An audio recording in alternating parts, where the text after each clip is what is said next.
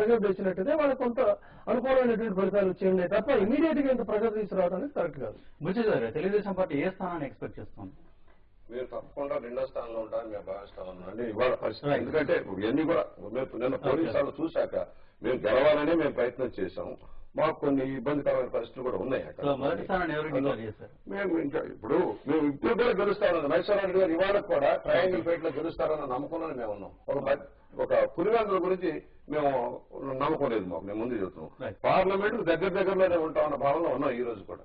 So Congress party expect చేసిన Telugu Desam party రెండో స్థానాన్ని ఆక్రమించుకునే ప్రయత్నం చేస్తుంది. సో కాంగ్రెస్ పార్టీ ఏ రకంగా విశ్లేషిస్తుంది? ఏ స్థానాన్ని ఎక్స్పెక్ట్ చేస్తోంది? రెండో స్థానం అనుకుంటే మేము ప్రముఖ స్థానంలో ఉన్నట్లయితే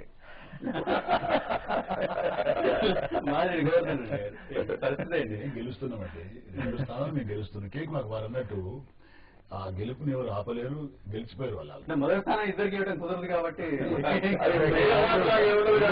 కోసం అది కేక్ వాట్ లాగా ఏముండదు చూద్దాం. ఎందుకంటే మనీ పవర్ కూడా ఎలా పనిచేస్తుంది